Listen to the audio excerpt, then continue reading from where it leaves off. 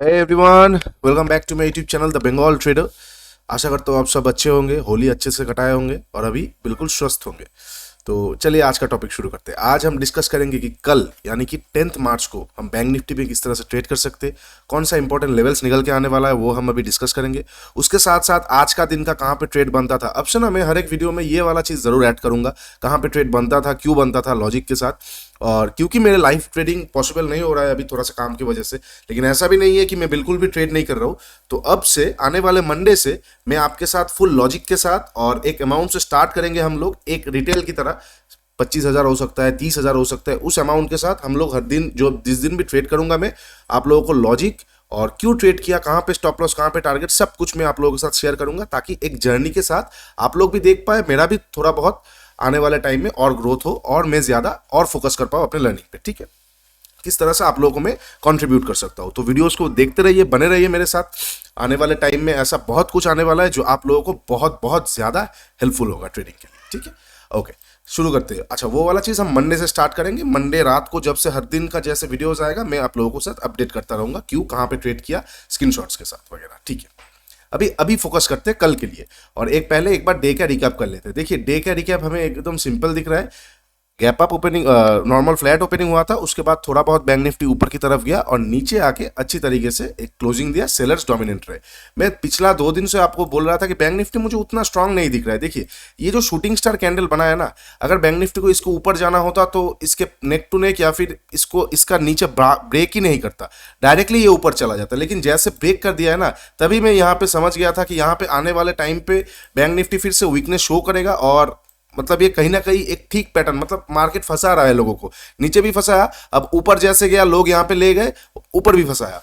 तो आने वाला टाइम थोड़ा सा वॉलेटिलिटी बढ़ सकता है, क्योंकि इंडिया विक्स भी बहुत लो है, कभी भी एक स्पाइक हो सकता है, क्योंकि 11-12 इंडिया विक्स बहुत लो होता है, तो वो भी जरूर स्पाइक करेगा। ठीक है, तो इसीलिए मैं नेगेटिव ही था मार्केट पे। As compare to bank Nifty, Nifty ज्यादा बेयरिश था। अगर आज बैंक निफ्टी उस तरीके से मोमेंटम करता तो बहुत अच्छा होता। एनीवे, कोई दिक्कत नहीं है। लेकिन अभी आप लोगों के साथ आज का ट्रेड एक बार बता देते। आज अगर ट्रेड लेते तो कहां पे लेते, एकदम सिंपल सा लॉजिक होता आज ट्रेड लेने का। ये जो हमें एक पैटर्न दिख रहा है, कहीं ना कहीं एक हेड एंड शोल्डर पैटर्न हो जाता है, ये पैटर्न पे हम आज ट्रेड लेते। कहां पे ट्रेड लेते, जैसे ब्रेकडाउन होता आप यहाँ पे एक बार ट्रेड कर सकते थे। और सेकंड ट्रेड आप कहां पे कर सकते थे, अगर आपने मेरा पहले का वीडियोस देखा है तो आपको पता होगा कैंडल स्टिक का कितना इंपॉर्टेंट है। 1 आवर चार्ट पे टॉप पे एक शूटिंग स्टार कैंडल बना था, जैसे ही उसको ब्रेक किया एक वन वे मोमेंटम आपको मिला। तो इसलिए कैंडल स्टिक्स पे हमेशा नजर बना के रखिए। ठीक है, और अगर वो सपोर्ट और रेजिस्टेंस जोन के सामने बनता है तो उससे बढ़िया कुछ नहीं है। आप अगर ध्यान से देखेंगे तो एम भी बना है, लेकिन उससे भी पहले क्या सिग्नल मिल गया था, ये शूटिंग स्टार पे। और शूटिंग स्टार बहुत पावरफुल है दोस्तों, 10 में से 9 बार काम करता है, एक बार फेल होता है। और जब फेल होता है तब भी काम करता है, लेकिन ये देखिए, ये बोलता है शूटिंग स्टार फेल होना, नीचे खुला, कवर कर दिया, फिर नीचे आ रहा है। देखिए, फेल होने के बाद भी अपना ट्रेंड को कंटिन्यू करने की कोशिश कर रहा है। इसलिए कैंडल्स पे थोड़ा सा ध्यान दीजिए, आपको आने वाले टाइम में बहुत बहुत हेल्पफुल होगा। ठीक है, ओके, हम और एक चीज नोटिस कर सकते हैं, बैंक निफ्टी कॉन्स्टेंटली अपना 50 डीएमए, जो 50 डेली मूविंग एवरेज है, सिंपल मूविंग एवरेज का, वहां से बार बार रिजेक्शन ले रहा है, एक बार, 2 बार, 3 बार। तो देखिए, 3 बार में इसको और नीचे तक आ जाना चाहिए था। अभी अगर कल के दिन इस लो को ये ब्रेक ना करके ऊपर फिर से सस्टेन करता है तो पॉसिबिलिटीज है ऊपर में एक और मोमेंटम आने का, क्योंकि सेलिंग इतना लेट करके नहीं आता। सेलिंग को आना है तो फास्ट आना है। एक दिन ट्राई किया, नेक्स्ट दिन ट्रैप हुआ, सेकंड दिन ट्राई किया, अगर कल ये नीचे जल्दी से आ जाता है तो आप मान लीजिए हाँ, थोड़ा सा सेलिंग प्रेशर में हम फिर से आ गए हैं। आने वाले टाइम में जा सकते हैं, लेकिन शॉर्ट टर्म के लिए हम फिर से सेलिंग में आ रहे हैं। लेकिन अगर कल भी इसी जोन को होल्ड कर देता है, ठीक है, यहाँ पे एक दो दिन और होल्ड कर देता है, तो इस बार इसको क्रॉस करके ये ऊपर जाने की पॉसिबिलिटीज है। कहां तक, लगभग 42,000 तक। एक सेकंड, अभी हम कल कैसे ट्रेड कर सकते हैं वो एक बार देख लेते हैं। डेली चार्ट पे जो पैटर्न, जो लेवल्स बना है वो एकदम एग्जैक्ट बना है। हम वहां पे थोड़ा बहुत एडजस्टमेंट कर सकते हैं, यही 2 रेंज निकल के आ रहा है। ठीक है, थोड़ा सा आवरली में देखेंगे, बिल्कुल हम इसको थोड़ा सा एडजस्ट करके नीचे ले आएंगे। 15 मिनट चार्ट पे देख लेते हैं, बिल्कुल हम इसको थोड़ा सा एडजस्ट करके और नीचे ले आएंगे। देखिए, इसीलिए मल्टीपल टाइम फ्रेम एनालिसिस बहुत जरूरी हो जाता है। अब फिर वहां पे एडजस्टमेंट कर सकते हैं। देखिए, 41,158 नीचे के लिए बहुत इंपॉर्टेंट लेवल है, मैं एक बार मार्क कर देता हूँ, 41,158। और ऊपर का लेवल है 41,680। ठीक है, ये 2 लेवल बहुत इंपॉर्टेंट होने वाला है कल बैंक निफ्टी के लिए।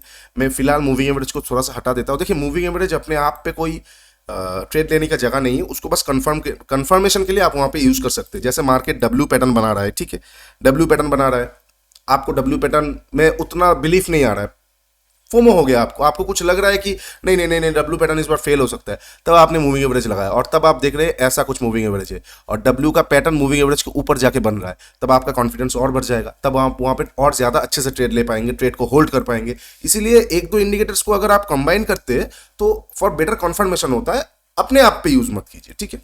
डब्ल्यू बना ही नहीं, आप वहाँ पे ले लिए, फिर वो दिक्कत की बात है।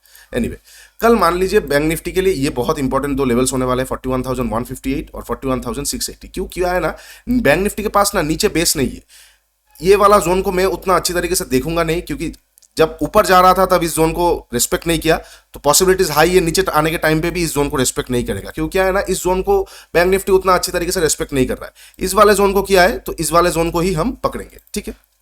तो जब इस जोन को रेस्पेक्ट नहीं करेगा तो नीचे इसके पास और बेस नहीं है, जैसे 158 को क्रॉस करेगा ना, ये थोड़ा बहुत हमारा कंडीशंस को फुलफिल करता हुआ, तो बैंक निफ्टी के पास ये गैप फिल करने के लिए आने का बहुत ज्यादा चांसेस है। भले ही वो 2 दिन में आए, लेकिन स्लो एंड स्टडी इसी गैप के फिलिंग करने की कोशिश बैंक निफ्टी करेगा, क्योंकि नीचे इसके पास बेस नहीं है। बेस इसके पास सबसे जो बढ़िया बेस था, जहां पे बायर्स सबसे ज्यादा इंटरेस्टेड थे और डिफेंड करने का कोशिश भी किया, आज भी किया, कल भी किया, वो ये वाला जोन था, ठीक है।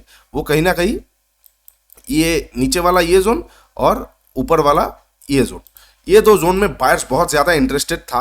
क्यों, पिछला दिन भी हम देखे यहाँ पे एक्यूमुलेशन करके निकला, आज भी देखे यहाँ पे थोड़ा टाइम बिताया, यहाँ पे आने की कोशिश किया, लेकिन तोड़ दिया। मतलब बायर्स के पास अभी उतना स्ट्रेंथ है नहीं।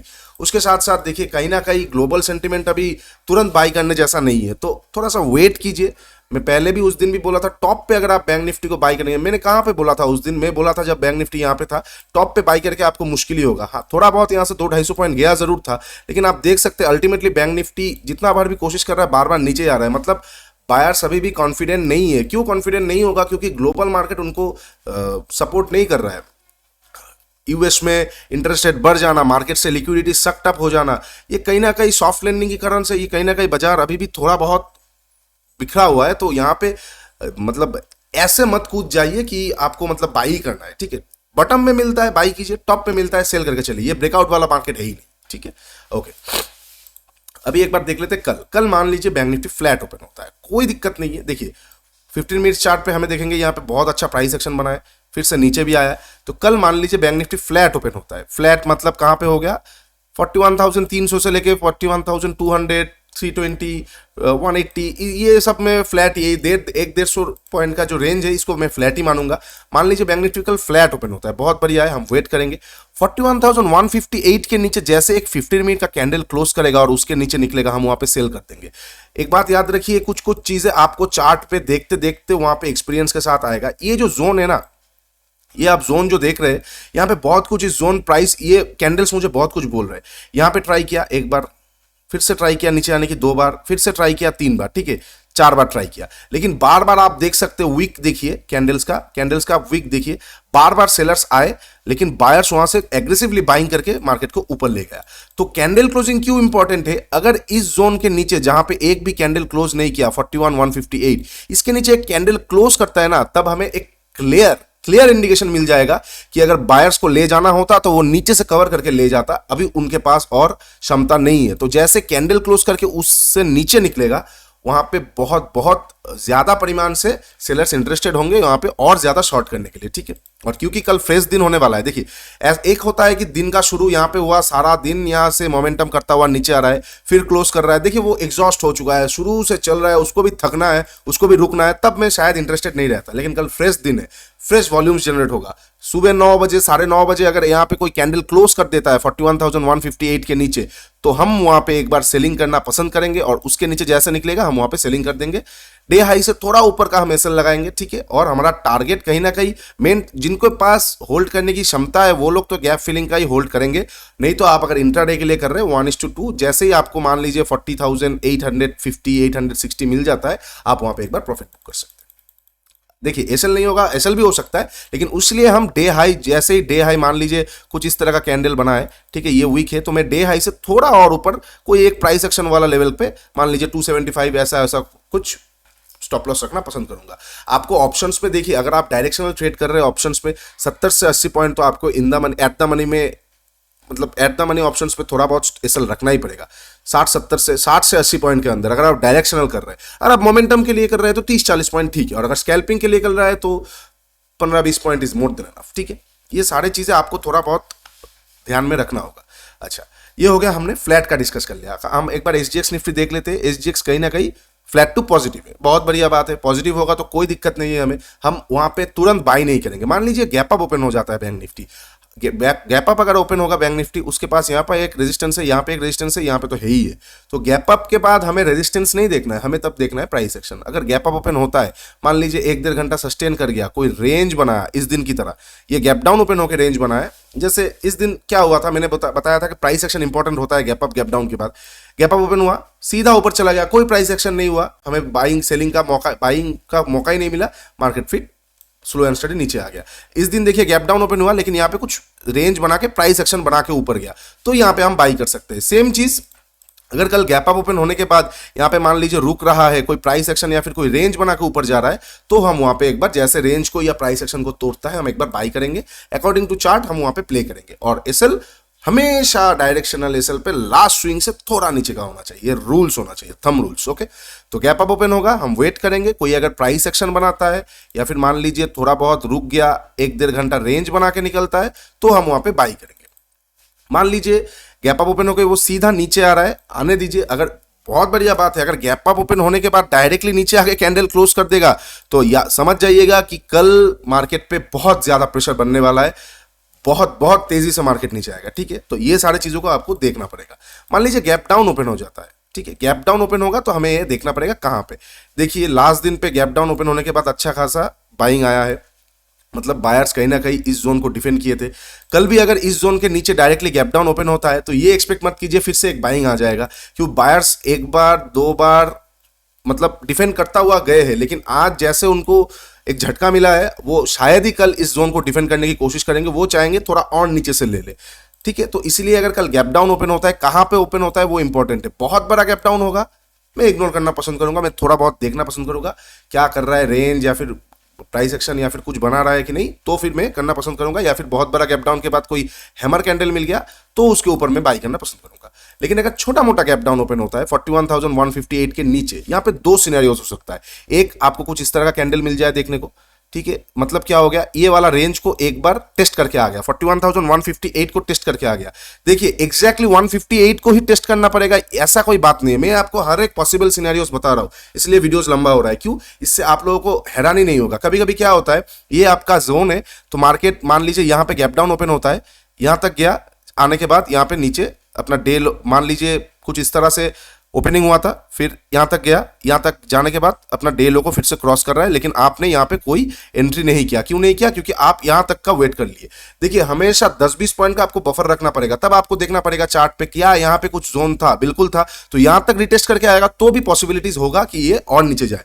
तो 10-20 पॉइंट का आप टॉप और बॉटम में तो खरीद नहीं सकते ना, इसलिए 10-20 पॉइंट का आपको बफर रखना ही पड़ेगा हमेशा।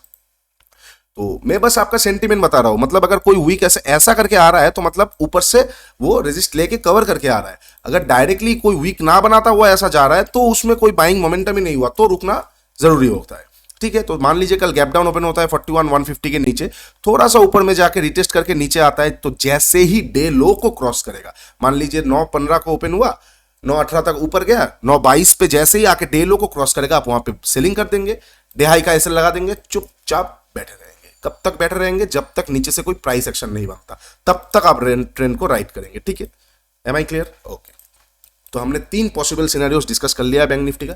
निफ्टी को थोड़ा सा मैं अवॉइड करूंगा, क्योंकि निफ्टी पिछले बैंक निफ्टी के मुकाबले पिछले 2 दिन से ज्यादा परफॉर्मिंग, मतलब ज्यादा मूवमेंट किया है, तो कहीं ना कहीं निफ्टी थोड़ा सा पॉज ले सकता है। आप देख सकते हैं निफ्टी आज भी बहुत ज्यादा मतलब एक्टिव था, उससे पहले वाला दिन भी बहुत ज्यादा एक्टिव था, और मतलब निफ्टी बहुत एक्टिवनेस शो किया है, तो कहीं ना कहीं थोड़ा सा पॉज ले सकते हैं, हम बैंक निफ्टी वहां पे ट्रेड कर सकते हैं। ठीक है, तो चलिए आज और कोई स्टॉक्स में रिकमेंड नहीं करूंगा इस तरह का बाजार में। अभी टॉप पे अगर आप बाई करना चाहेंगे तो फंस सकते हैं, तो अभी थोड़ा बहुत दूर रखेंगे स्टॉक से, अभी सिर्फ इंडेक्स पे ट्रेड करेंगे।